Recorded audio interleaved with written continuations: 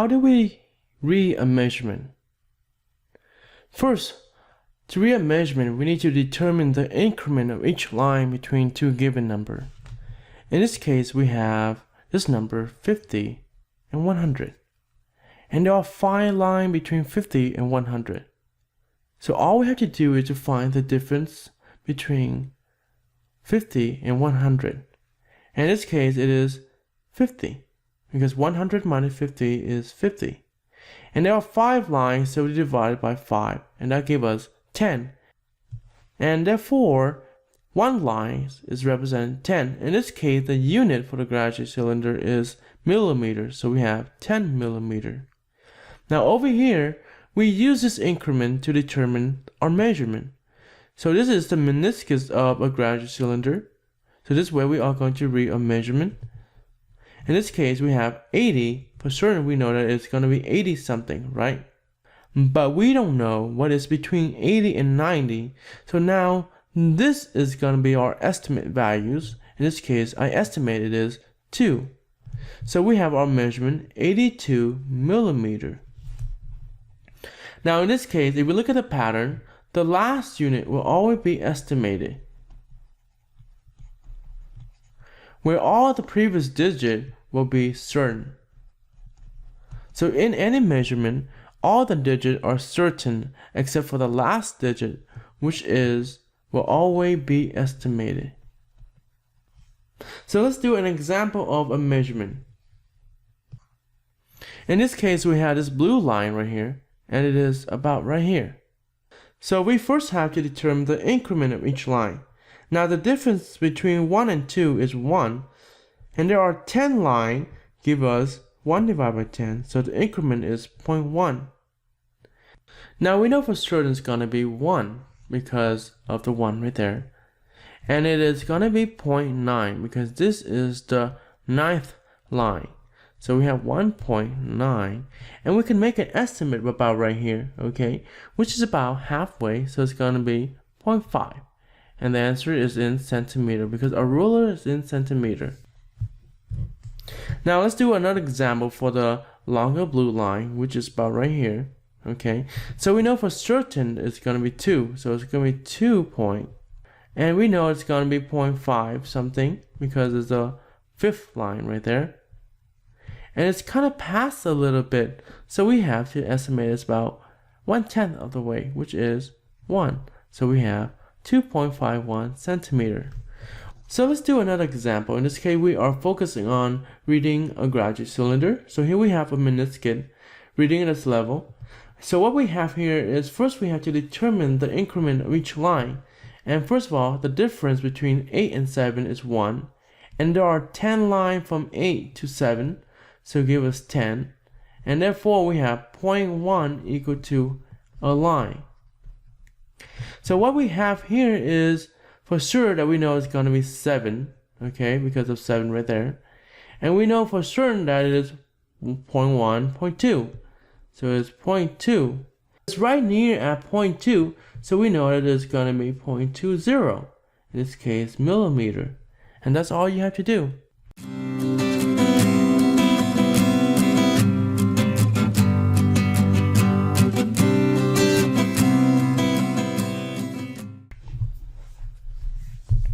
Now, for every measurement, there is a degree of accuracy within a measurement. And that degree of accuracy is based on the number of significant figures. So in this case, what we have here is how do we determine how many significant figures there are in a number? To do so, we need to follow the following rules. The first rule is all non-zero digits are significant, and non-zero are 1, 2, 3, 4, and 5, and 6. Now, the next rule, if the number is smaller than 1, then the first non-zero digit and all the following digits are significant.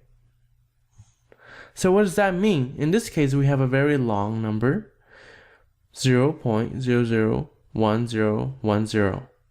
But it turned out only has 4 significant figures because the first non-zero is right here, and all the following digits are significant number. In this case, 1, 2, 3, 4. And here we have another example that's very long, But here, our first non-zero digit is right here, and all the following digits would be significant number. So in this case, we have 1, 2, 3, 4, 5, 6. Give us 6 significant figures. And then the second rule is when we have the number larger than 1. And it's get a little bit tricky, because we have to look for a decimal point.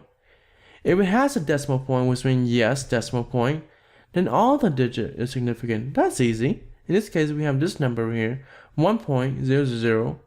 So if we have a decimal right there, that means all of them are significant number. In this case, we have 4 significant number. And right here, we have a large number, and it has a decimal point, so make everything is significant. So we have 1, 2, 3, 4, 5. 5 significant number. What if it doesn't have a decimal point? That gets a little bit tricky. If it doesn't have a decimal point, which means no decimal point, then only the non-zeros and 0 that are between two non-zeros. So this is the tricky part. What is 0 between two non-zero? That means we have one side is a non-zero and the other side is a non-zero, and all those zeros are written between those two non-zero. So let's look at an example. In this case, we have 1200 has 2 significant figures, because these are two non-zero, right? But these two zero are not significant number because they are not between any two non-zero. Here we have 12005 has 5 significant figures, because these are non-zero, okay? And this 0 are significant number because they are between two non-zero. Here we have 1200500 only has 5 significant figures still. Why? Because these zeros are significant, but these are not, because they are not between two non-zero. These 0 are placeholder because they only tell the values. Placeholder 0 are 0 that tell you the values of the number. If I were to remove the 0, you wouldn't have a large number. So therefore, this 0 here has a values and it will tell you how much it is for the number. And right here, the last two rules are basically right here. What we have here is a number that's based on counting. That means you literally count one by one. This number has infinite number of significant figures. So when we do any math problem with any of these values that are based on counting, we don't care about the significant figures. For instance, you can count out 5 atoms, 5 apples, 9 pencils, and 3 lines. Those has infinite number of significant figures. And the last rule is that we have scientific notation number. When we have scientific notation number, only the number part determines the significant figures.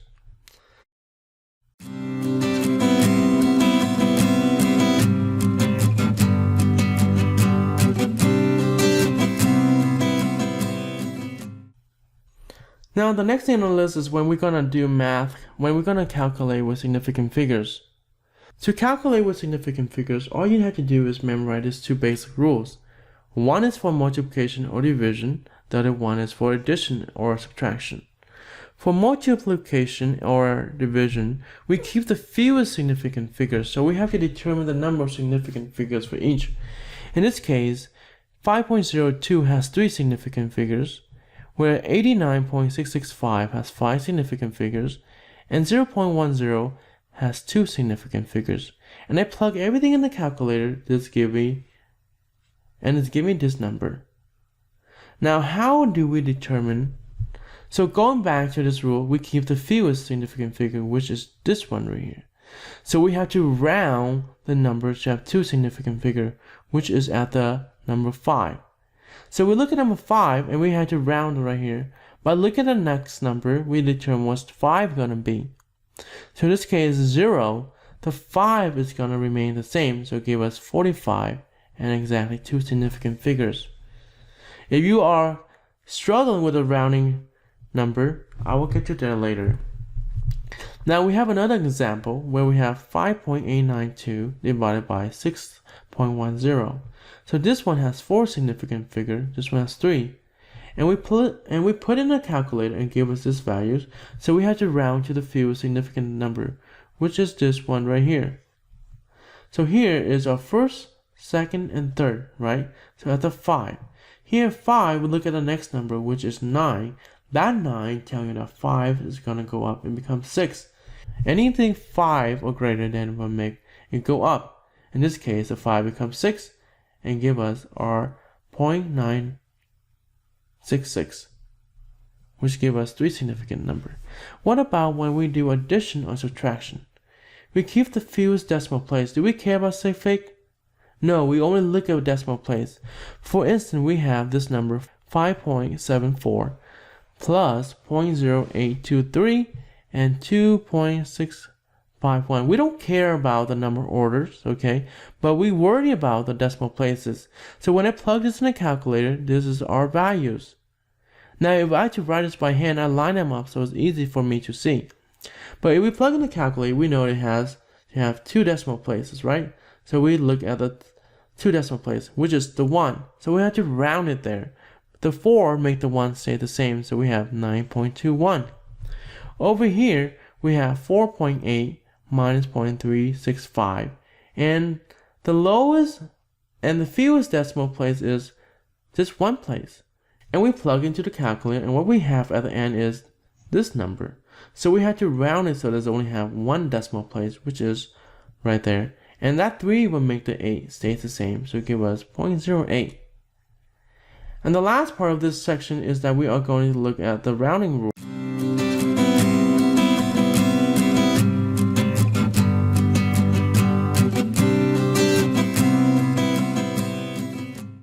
First of all, there are 2 basic rules when it comes to rounding.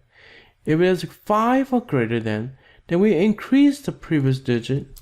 If it was 5 or greater than, we increase the previous digit by 1 and replace the remaining digit with 0 for a placeholder if required.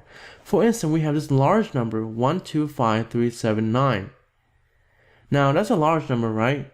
That is like 100,000 something. So the second digit, which we have to re-round right here, have 2 significant figures, would be like this. We look at the 2, that's where we're looking at, and we look at the next number to determine the changes in the 2, because 5, so therefore we have to make the 2 increase by 1, and what we have here is 130000. Why are the zeros significant? In terms of, why are the zeros important? Because it tells you the placeholder, and the placeholder indicates the value of the number. If I were to remove all the 0, we would have 13. So we had to put the 0 there. What about the second rules? Here we have a number, okay? Here we have the second rules. If the number is less than 5, the previous number stays the same, and replace the remaining digit with 0 for placeholder if required. For instance, we have a large number right here, and we want to round it to 3 significant figures. So here is the third significant figure, so it's 5. So we look at the number next to a 5 to determine the changes in 5. In this case, a 3, so that means the 5 is going to stay the same. So we have 1250. This 0 is significant because it tells you the values, but this 0 after the decimal is not. So we can drop those because they don't tell you any values. Now let's do some practice problems. Here we have to rewrite the following number in terms of 3 significant figures. So let's try this one. We have 12456. This is our third significant figure. That 5 tells you the 4 is going to increase by 1. So we have 12500. What about right here? We have 124.406. This is our third significant figure.